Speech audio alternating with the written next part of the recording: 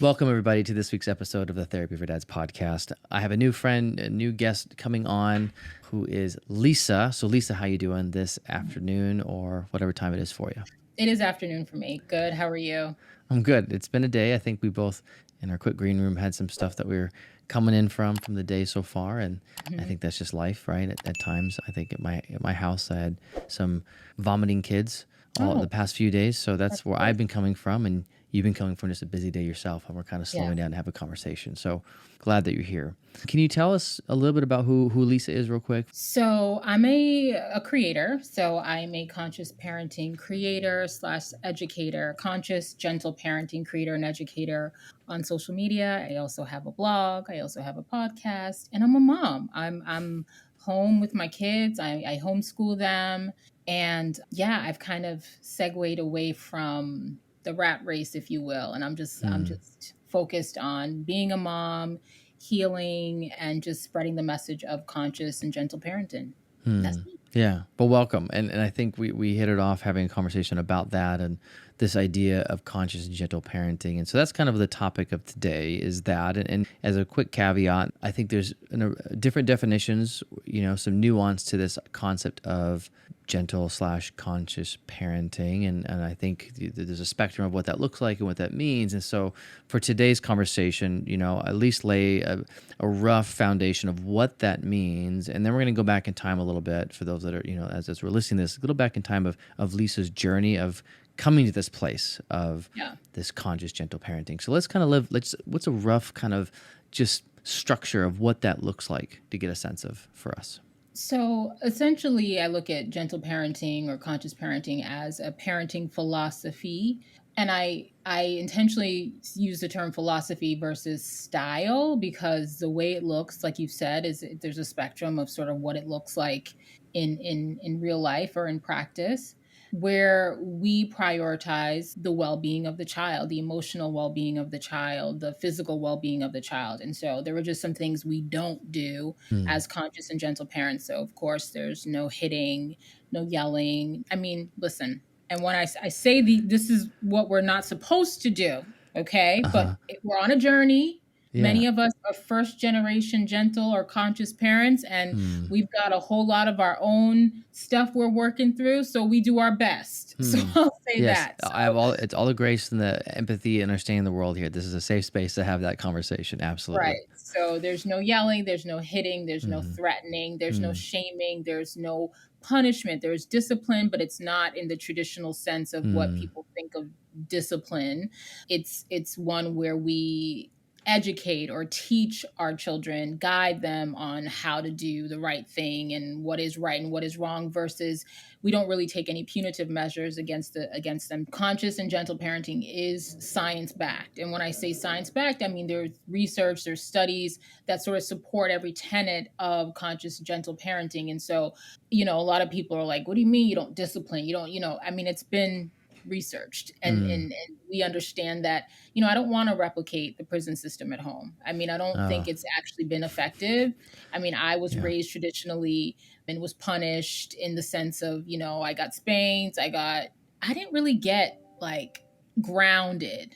We just got yelled at and shamed and hit. And that was more, I think my parents relied more on shame. That was the big way that we were punished. And that was something that was just almost unbearable for me as a child. So I would avoid things because I just don't want to be shamed for having done them. But I never knew why I shouldn't do them. Right. Yeah. And so it's very different for gentle and conscious parents in that we are careful about telling and teaching our kids why they shouldn't do something and working with them and taking the time, right? Taking the time with them. And so we don't look for immediate results in terms of if we tell the child one time, oh, you aren't supposed to do this, and this is why. They may still do it because, of course, we recognize one of the other things that's really important about conscious and gentle parenting is that you do have to have some sense of child development and what's appropriate and what's not, like what to expect. Sure. Because what is sort of, the average parent doesn't have any sort of child development knowledge in terms of what happens when in the brain and all of that. And so we have a lot of arbitrary expectations. Like the toddler, if I tell the toddler no 5 times, the toddler's supposed to know. And if the toddler still does it, the toddler's doing it intentionally. They know better. And in fact, they don't know better. That's not, their brains just don't work that way. Right. So you do have to repeat yourself quite a bit. And that's why people say things like kids don't listen. Well, auditory processing, that's something that's not developed until they're 14 or 15 years old. And that's in a neurotypical child. That's not even, neurodivergent. I mean, I'm neurodivergent. You ask me something right now and see if I'm actually listening. Probably not. I'm doing my best. What was the first point you said about gentle conscious parenting? I'm just kidding. I don't even remember. See, you're testing me. You're joking. I don't even. I think it was no hitting. I think it was no hitting. That was it. No hitting, no threatening. No. So No. I say all that to say is that so many of the expectations we have as parents aren't actually rooted in reality. Right. And when you have these unrealistic expectations, it leads to reactivity. And so one of the first things I did as a gentle and conscious parent is that I was reading materials to understand what is and what isn't developmentally appropriate. What should I expect? Why, which has helped me to not take the behavior personally. So much of we react harshly to children because we often take their behavior as deliberate disobedience or disrespect when it's actually what they're supposed to be doing. And if you have that understanding, it definitely helps with not being as reactive. And certainly there's the conscious piece that comes into things, right? And so we talk about being conscious, we talk about being awake or aware, and that takes, you have to educate yourself to get there. You have to do some of your own inner work. You have to figure out what your own triggers are, because so many times we react. It's really not because the kids being the kid, it's our own stuff and working on our own emotional regulation. So it's a lot of work. And that is a really big, long, convoluted definition, but it's the one I got. No, I thank you for that, and it was well said. Really with some of the stuff the word philosophy, I think, is really used appropriately in this. That it really is a philosophy, of way of being, a way of engaging, exactly. And not being a one size fits all. But it's a way of thinking, a way of redefining, right? A way of rethinking, a way of changing behavior, our own behavior and understanding. And it's also a challenge and a call to us to do our work. So if we kind of let's pin there, because we're going to come back to this point, but you hinted at kind of a little bit of how you were raised, and so I'm wondering, could you tell just a little bit about a little more of your story of how you were raised, and then how that impacted and influenced your initial way of parenting until this shift? Like there was a shift that happened, then I want to hear about that, but what was that kind of history of bringing up to that point, my childhood, and what that did to me as a mom initially early on? So what was that? Can you speak on that? I think I just had like really high expectations of just ridiculous expectations, really. So I'm Haitian. So my parents are from Haiti, and traditional Haitian parents are incredibly strict. I would even venture to say, and I mean, I would argue about this, but I would say that the average Haitian child is a child who suffers abuse. And it depends on how, certainly the parents aren't intending to be abusive, right. But it's just the way that children aren't allowed to, you can't do anything. Like when they talk about like children are meant to be seen and not heard, that is the experience. That's true. That was your experience. Like that was reality. It was definitely strict. Like it was super strict. You absolutely, you couldn't even, the things that they view as disrespect, like let's say, like my dad was walking in the room, and I'm like, and I punch him in the arm. I'm like, hey dad, what's up? What's going on? That would be disrespectful. You don't play with your parents. So my parents never even, never played with us ever. You really, even joking with them, you have to be really careful about the way in which you joke. So what it creates is, not only a people pleaser, but you're just not yourself. Like who you become, like who you are is, you're almost raised to understand that who you are naturally, organically is not okay. And that you have to perform in these ways that are acceptable to your community. And so you're very respectful anytime, when you walk in somewhere and you greet, we kiss hello. So you have to always, kiss the adults hello. You greet them even if you don't feel like kissing somebody. You can't say hi. Saying a hi is disrespectful. I remember being little. I want to say I just got home from like kindergarten or preschool, and my aunt was home, and I said hi to her. I did not go in and kiss her or greet her hello in the way that we're supposed to. And I'm fairly certain I got spanked over it. There's a lot I don't actually I'll know something happened, but I have no memory of it actually happening. It's like a felt sense that it happened, but memory is like it's like empty. Like, I don't know what it is, but I feel something in my gut. I black out completely. In almost every instance, I don't remember actually ever being spanked. Like, actually, I can't take my body into the moment of it happening. I can take right before it happens, after it happens, but during, I can't take you through it. And this is stuff that I worked on in EMDR therapy. I just can't, which I think is pretty powerful because it speaks to how terrifying the experiences were for me. And I'm not even talking like, getting beat with broom handles and beaten bloody. I'm talking tradition, like a spanking. I'm talking getting spanked, but it was terrifying for me. I never needed to be spanked. I mean, I don't think nobody needs to be spanked, but I'm telling you, like, I was a kid.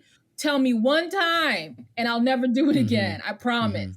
It was never a reason, but that's just what they knew to do. Like, that's you have to do that. Otherwise you've not corrected the behavior. And so a lot of fear and shame was used in my upbringing. And so, your body holds on to that. So when I was as a mom, even though I knew I didn't want to, it's just so funny. Like the whole time I'm a kid, I'm hating being a kid. I can't wait for it to be over. And then all of a sudden you're an adult and you're like, oh, it wasn't so bad. I made it through. It's fine. I'm okay. I'm good. And I would have called myself fine when I first became a mom. And so it was always about doing the right thing and making sure he, my older son, he looked how he was supposed to look. He behaved the way he was supposed to behave.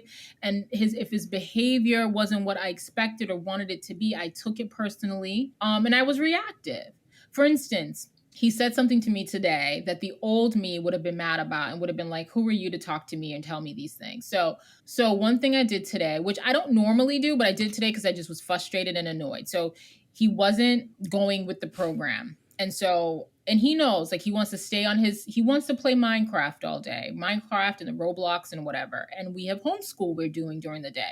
And I try to make it as fun as possible. It's definitely not traditional in any way. But we do still have to do some of this math and reading and writing. And so he didn't want to get off. He didn't want to get dressed. He didn't want to do any of the things that he needed to do. So at one point while he was in the bathroom, I took he's got 2 computers. I took his 2 laptops and I unplugged them. And then I put them in a drawer away so that he could come back and be focused and we can get going. So I explained that to him after he got out of the bathroom. He didn't love that, but we got the work done. Then we went to speech therapy, came back from speech therapy. He's like, where's my computer? Where's my computer? I was like, well, give me a second. I'll get it for you.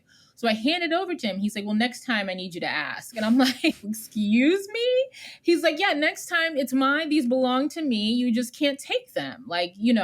And ordinarily truthfully, what would have been respectful would have been, I was going to take them regardless.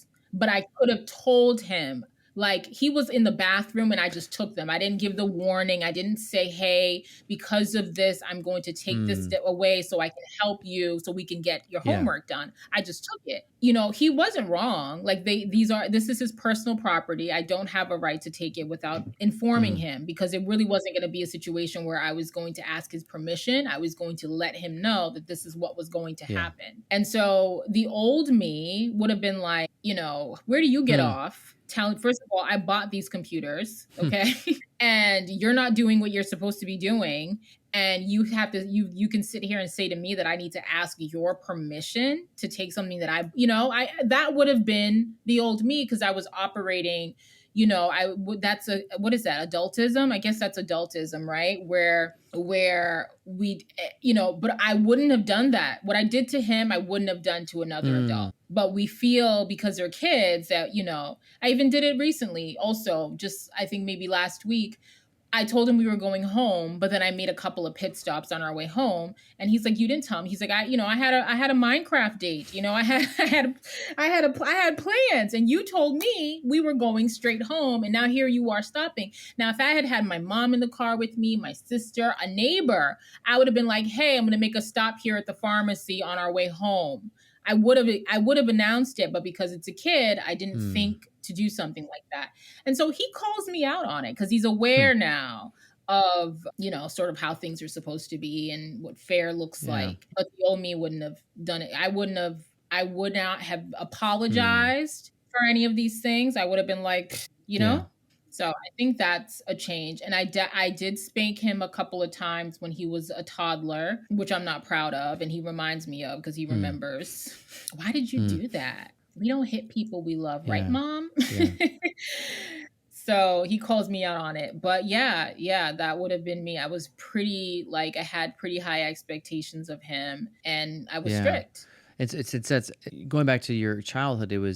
Sounds like while you knew you didn't want to replicate what your parents did, because you said it yourself, like it was terrifying. It was a lot of shame, and I didn't like this. I didn't like childhood because of it. And my guess is some level of fear and anxiety around, like, what can I not do? And I can't say anything. And then coming to becoming a mom now, it's like you had this probably thing in you that I don't want to do that. And yet maybe found yourself doing, not exactly, but some of the things that were parented to you because that's what you, to some degree, knew. Like the old me would have been punitive and maybe just, well, this is my stuff, so it doesn't matter. Like, I don't owe you explanation. Kind of the authoritarian type of parenting, which is like, well, it doesn't matter what you like. This is what I'm doing regardless because I'm the parent, right? Yeah. But then the new you is this idea of like, okay, well, I'm trying to make this change. And so, before we got to that change, though, there was this kind of falling into patterns of just what was familiar, it sounds like, prior, right? Before you had this epiphany or moment of something's got to shift, falling into some similar patterns, even spanking a few times, or maybe being more like high expectations but low connection, or high expectations and high standards, but I'm not really teaching. No, there was no there was no connection. Like, I didn't even entertain that. It was like, I know I have to put you through, put you into daycare, preschool. I need to make sure you look good, yet you're fed, and that I'm taking you to all your doctor's appointments. Like, that was really my focus. I don't remember actually like playing with him when he was little. Like, I don't have that memory at all. Like, I'm always building puzzles now with the other one, puzzles and Legos and towers and things. I don't remember doing that much and in fact, I remember like the first time I even took him to was pumpkin picking. He was maybe 4. Whereas his brother, I'm taking at 6 months, we're picking apples. Like, he's been every year, every season, we're doing it all the time, Like, it never even occurred to, and I honestly, the few times that we did do things together that he would like to do as a kid, I was actually nervous doing it. Like, I wasn't comfortable. I felt uneasy. I felt like I needed, a friend to be doing it with me and needing to be invited to do these things versus actually feeling comfortable just even connecting with my own kid. So it was really about providing. Like, that was what I understood my role was as a mom, providing and meeting all of the physical needs. But emotionally, I didn't really understand what that looked like because I didn't have it. Like, my mom worked all the time. Right. You didn't have that. So you didn't have a grid or a model or a map of what that could look like. Because you had a map, you had a model, but that was of mom working and dad working out of the home, or, you don't speak, you don't write. You had a model. And so you kind of, in a way, took it sounds like, and you correct me if I'm wrong, but it sounds like you took the positive parts of what your parent did for you as a kid. Okay, I'm going to provide for my son in these ways: physical needs, looking the part, behavior, kind of really. But it was a kind of one-dimensional view of a child, because then obviously this other big component is, well, there's that emotional piece that I didn't know how to do that. And so I'm wondering, as a kid, what do you think in general, if you could say this, I'm sure you've done some work on this already doing EMDR, what do you think you needed to hear or receive from your parents as a kid that you didn't get emotionally? Yeah, I mean, I think just having talking me down, explaining to me that the way I just think I was born just a super sensitive kid, right? So I cried a lot as a kid. And I was always made to feel like my emotional response to things was completely insane. And So I think having someone say, I understand why you're upset. I get it. Like granted, maybe they wouldn't express being upset the way I would express it, which was like Sure. sobbing Sure. uncontrollably. But why I was upset should, as a human being, we should have, you could understand why but there was never any sort of Hmm. understanding about, why I'm upset and Right. what's troubling me, and really no focus on like, what are you interested in? What can we do to kind of lean into your interests? What's something that would be specifically like Lisa would like this. Let me do like my mom would do things sometimes, and like she'd bring home like your favorite foods. Like she was good at, she knew your favorite snack, she knew your favorite food, Hmm. she'd do that. But there was never sort of an interest in knowing us as Hmm. individuals and sort of leaning into what that is, and making sure that we had an Yeah. understanding of self, and that being myself was perfectly fine, and that, I was a good, like, just Hmm. positive reinforcement, affirmations definitely help with emotional regulation, because I never Yeah. learned So no what model of that how to regulate looked like. emotions either. So what you needed was, Just, yeah, just stop yeah, it. Stop crying. You're doing this for yeah. attention. Your interpretation was, I must be crazy. Something's wrong with me, right, or something. Absolutely. Something's wrong And that with could be me. very, I'm sure, Absolutely. painful and The whole isolating, right? Like as a little child, and so you had this longing though of wanting to be seen, wanting to be understood, and like, hey, these are big emotions. I'm here. Let's model how to navigate that. But they didn't have that. My guess, they didn't have that skill, right? They came from a framework too, No, they right? didn't have it. I mean, they came from, just, the Mm, poorest nation in yeah. the Western Hemisphere. And although they didn't grow up, from my understanding, I mean, my mom did more than my dad. My grandfather was, I guess, relatively successful. And so I don't think but my dad Mm, was the oldest. So he probably experienced some of the harder times than his younger siblings did. But they came from, I mean, if what I got was bad and it wasn't great, I can only mm, imagine what yeah. they came from. So I do have a lot of, I don't harbor any ill feelings towards my parents. I'm not mad at them. I look at them as people who did Mm. what they knew, and I guarantee what I got was Yeah. better than what they And got. with that, I think it's an important perspective that not everyone talks about, that understanding the story of your parents. Because I think, and you tell me, but this is my sense with this, that we can have empathy and understanding that, yeah, my parents probably did. And not for everyone's case, by the way. But in your case, Yeah. and I'd say my case, yeah, I think my parents did improve from their parents. Because when I heard stories of their parents, I'm like, oh, that was definitely an improvement from Yeah. what you got. Right. And I think we could have Right. empathy and see that as an adult and also say, and you also missed me. And here's what I needed. Like it's like the empathy Yeah. understanding of like they probably did, and they still got some things wrong, and they still did some things that actually were painful. It's like a both and, not an either or. What do you think about that? Do you think it's an important perspective or not important perspective to have? I think it's important. I think you have to recognize, in order to be a conscious parent, you can't Hmm. skate over that stuff. You have to be able and be willing to confront the areas where they failed you. Like, as if you look at your parents through rose-colored glasses, how can you Yeah. parent differently? I think it's a struggle, because nobody wants to, I mean, not nobody, but a lot of us struggle when, like, at the core, because so much of what we teach or in the gentle parenting space, some of the creators anyway, or educators, or whatever you want to call them, they say some really harsh stuff about parents who do the things that my Hmm. parents did. And it almost makes you feel like I should hate them. They're horrible. The people who do these things, people who spank children, are Hmm. horrible people. Like, they know it. They're abusers. They're this, and this. I don't have that. I even with full awareness that what they did was wrong, and I can Hmm. confront that. I can see it for what it is, and I had to do that, because otherwise, how could I parent consciously if I'm still sort of, and I don't want to sound like an apologist, and I know that's probably what I sound like, but I don't think it's so cut and Right. dry. I think there has to be some nuance. I think there has to be room for some Hmm. grace, and even though I can sit here and say, how could they not know?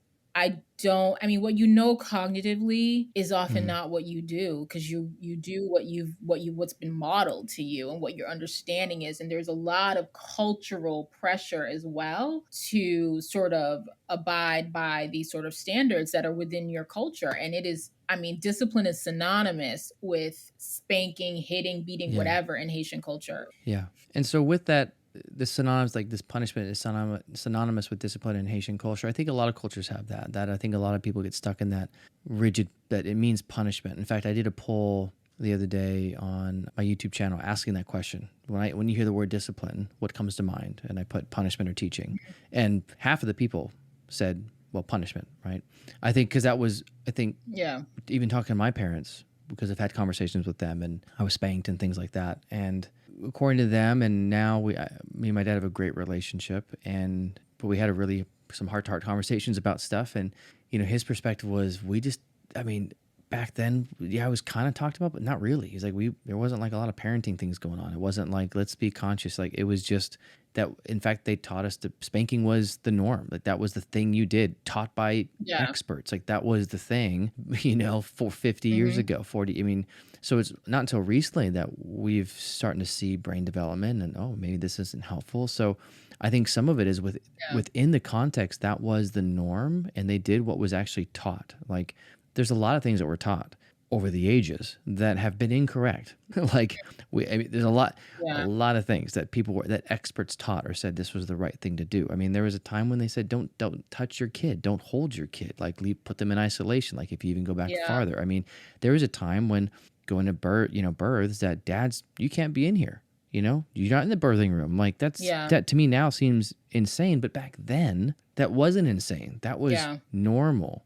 And so I think a lot of this is, as we grow, my firm belief is that holding the two is going to be important. If you want true healing, we need to be able to understand the context of which our parents come and still call out what they did. In some cases was evil, right? In some cases it's pure evil, right?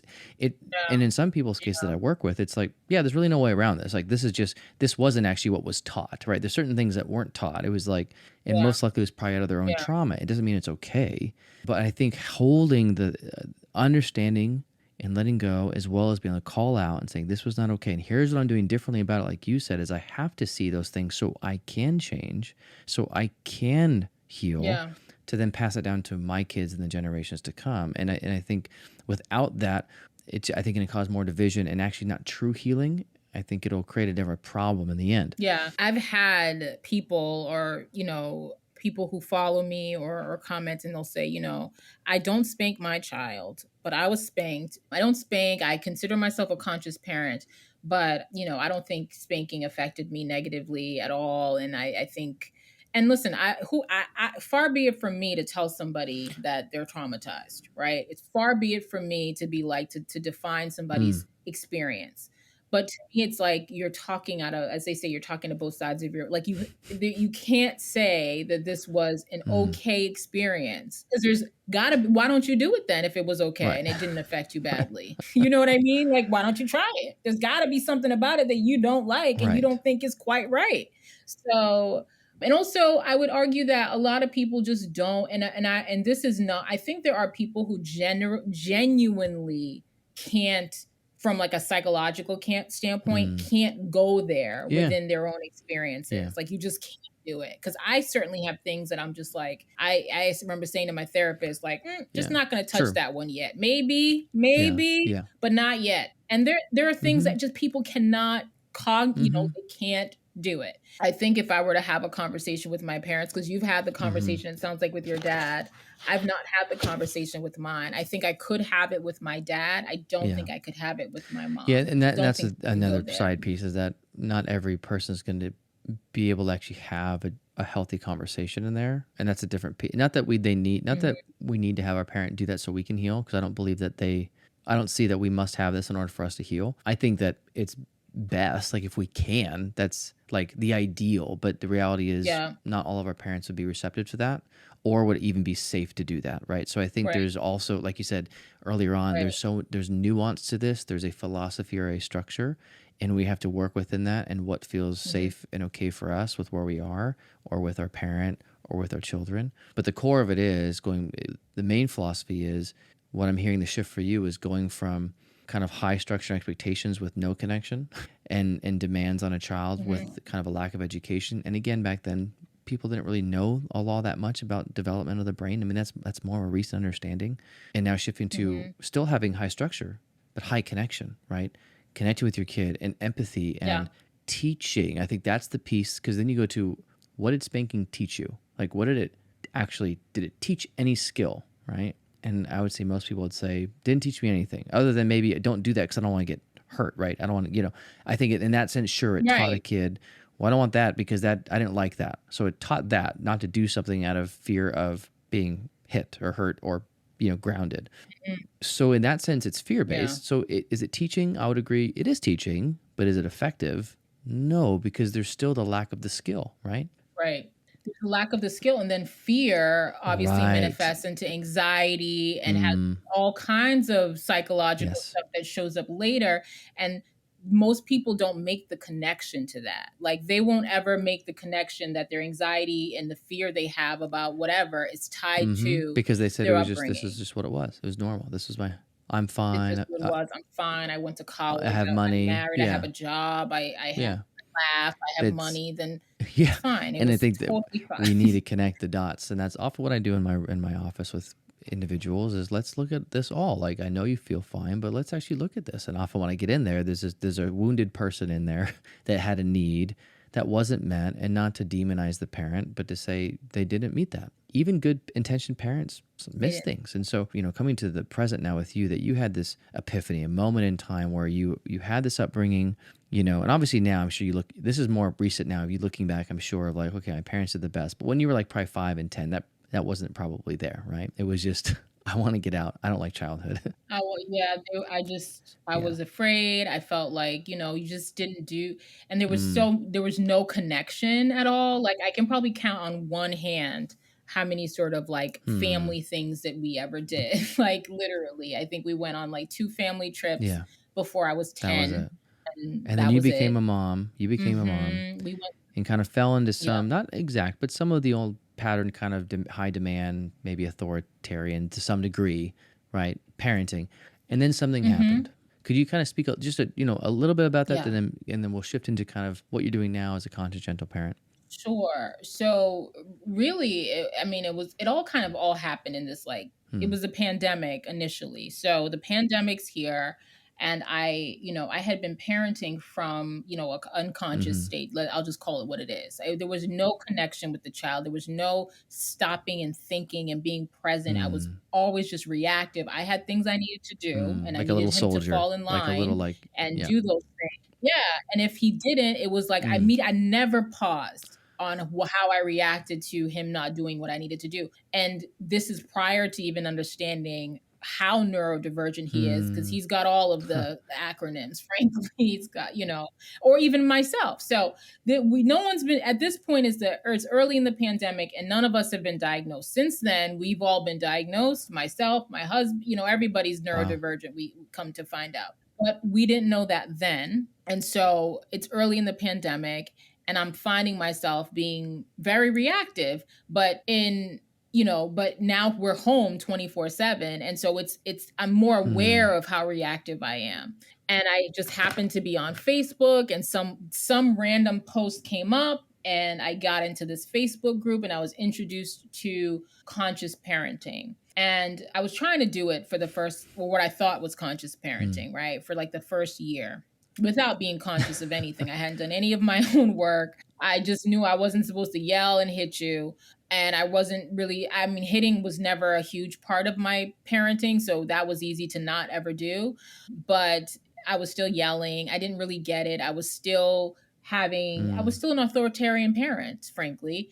And it wasn't until this moment where I completely lost it and threw out, it was like nighttime, and I'm telling him over and over again, get in the bath, get in the bath, get in the bath. And of course, now I recognize he was overstimulated. He's tired. It's nighttime. The expectation shouldn't have been like, not only get in the bath, but clean up your thing. So I do the thing. I take all his stuff. I throw it in the trash. Oh, you don't care about this? If you cared about it, it wouldn't be on the floor. So I threw away all his stuff. And the next day, of course, I wake up and I'm horrified, and he's at school. So I actually filmed myself taking the things out of the trash. Because something inside you felt. Something inside me felt this is Yeah. not normal and this is not right. And then I started really leaning in. I read Dr. Shefali's The Conscious Parent. Great book. I read The Whole Brain Child, and it all started I started to actually understand what it means to be. And then I read The Body Keeps the Score. I got into my own healing. Oh, you know what I need to read now that I just remember, like the 4 agreements. That's the other one that I need to read. And so I got into my own healing. I got out of a toxic work environment. I was diagnosed with borderline personality disorder and was made to understand that it is, that there is a lot of thought that it's genetic. And so I was like, oh, don't want my kids to have this. And so all of that, sort of helped to just really push me further into understanding what it means to be a conscious parent, my own healing, and just changing the way I do things entirely. That story, I'm imagining, because I've had even with being, I would call myself a conscious, mindful, proactive attachment, dad. I've had moments when I've raised my voice. Yeah. Absolutely at my low. When I have low, high demand and my capacity is low. And I model apologizing, but even those moments, I still feel that like, oh, I know I got it wrong. That's not what my kid needed. I know and I got lost in my own nervous system. Right. And so I, model the repair with him and say, but dad lost it. And that was me not regulating. What I need to do. And I'll take a breath. You're like, you're right. I didn't take a breath, or, all these things because they know it, because I've been teaching them since a very young age. And I'm not perfect, right? But I've had that feeling of that in your stomach of like, oh, I missed it, right? And I'm imagining you in the trash of just like, oh, I know that I missed it. Like, that's not what he needed, but still not sure exactly what. Because again, what I'm hearing is you didn't have the model. So what you did do, and let's shift this as we to the last part of this kind of conversation is, the shift for you is I started educating myself. That's what I'm hearing. So would that be a good first step for someone who maybe is coming from maybe a mindless or unconscious or kind of automatic, I would call it, parenting? Would that be a good first step of like beginning with some level of education? Yeah, it's funny. I just actually published this. This was How to Begin Gentle Parenting on my blog today. And that was point number 1 is educate yourself for sure. You have to, there's no way around it, because you don't know what you're doing and why you're doing it if you don't start there. So I always recommend, I don't even say The Conscious Parent, even though it's a great book. I think The Book You Wish Your Parents Had Read is an easier and faster read to just sort of like kind of throw you in. So I do that and the Whole Brain Child. Like I've actually gifted those books to quite a few of my clients because I think that there's no way around it. Otherwise, what are you doing? Because I've had so many people say to me, it's not working. Gentle parenting is not working. And I'm like, you don't know what you're doing.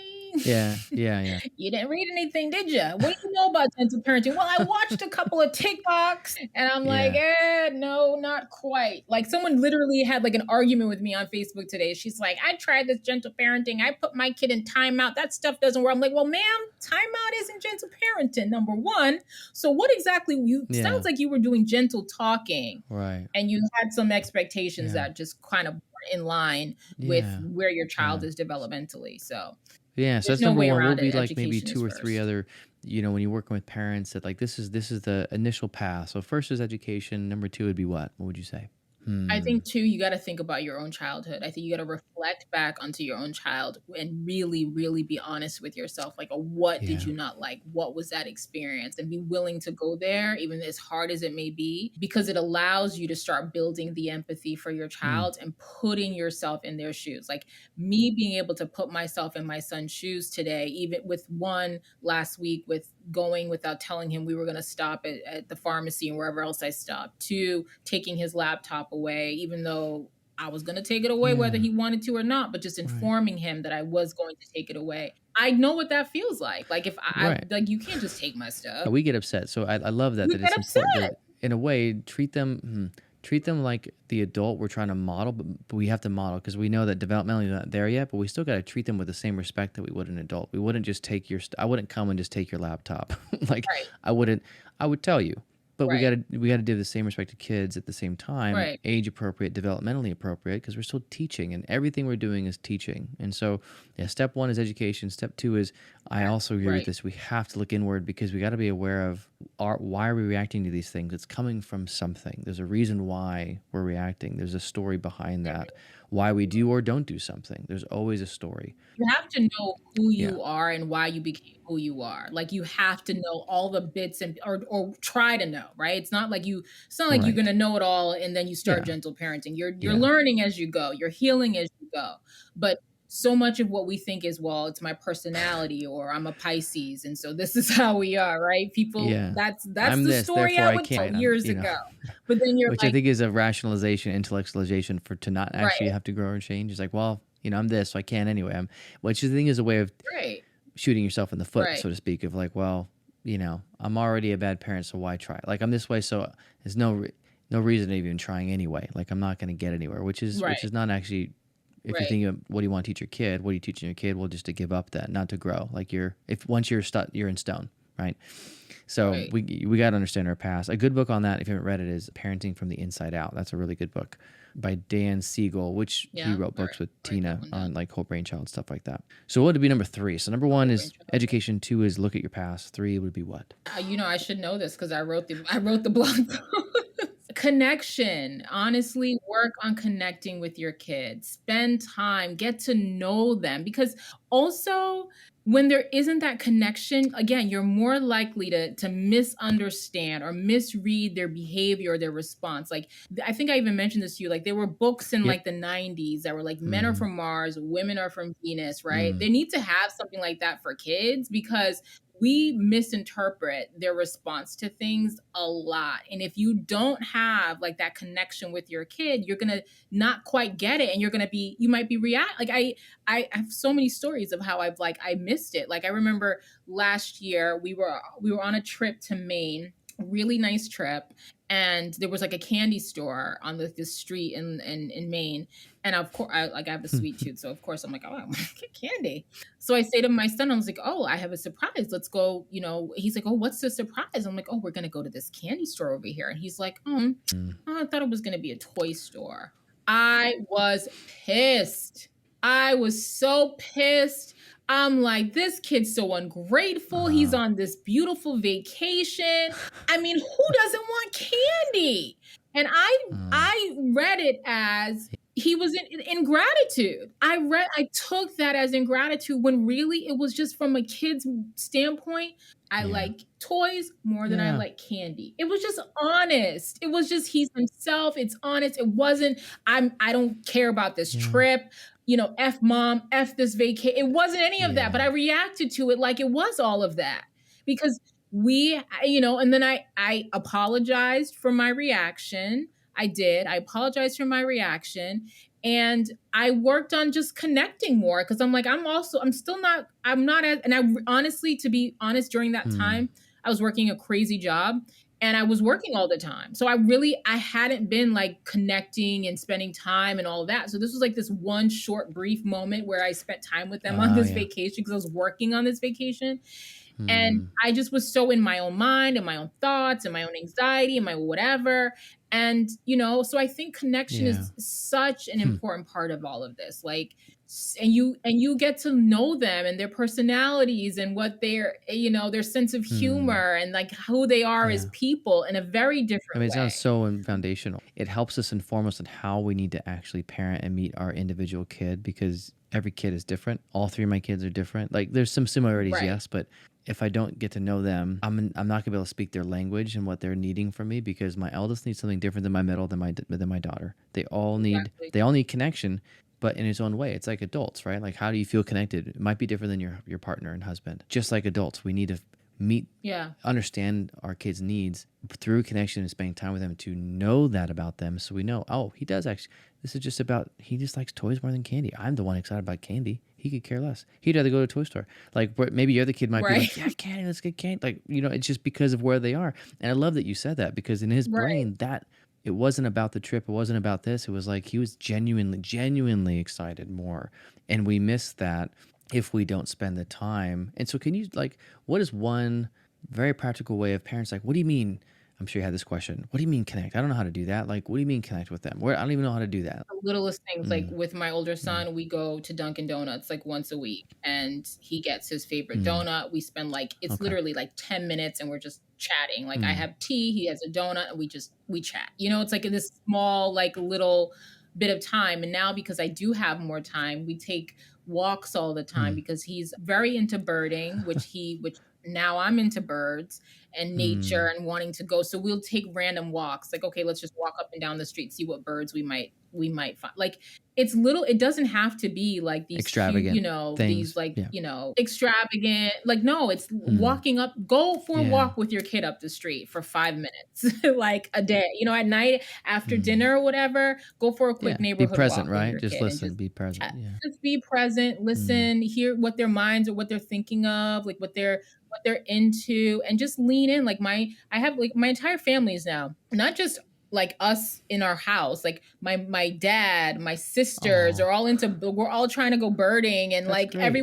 everybody is leaned in. Your son. Yes, absolutely. And I think that just builds their self-esteem. Like it makes you feel Yeah. so like important, like Yeah. people care about something that you care about, you know what I mean? And listen, he's autistic, so this is a special interest of his. So when you find somebody who likes Oh, like your yeah. special interest, it's like there's nothing better than that. Like I Yeah. swear, there's Yeah. My nothing oldest better. I son mean, I'm the is same way. neurodivergent, and for So, sure, and his special thing is math and numbers. So that we could for hours we could talk, and yes, so that's how I connect with him. Is okay. Let's just talk about numbers, and like he just asks questions about just stuff I actually don't know anymore. I have to, thankfully Google exists, so I do a lot of Googling to say right. I don't know what this is, but I want to answer your I know. question. And so I think it's that this goes back to this full circle, Right. is that you know hearing what you needed as a kid, of really someone connecting with you on that level, and you're doing that in a way, and that's, I think, as Yeah. parents, I would say we have the opportunity to heal in a way by being that parent that we needed to our kids, but uniquely in what they're needing from us, because they have a need and they're needing skills and they're needing a Yeah. model.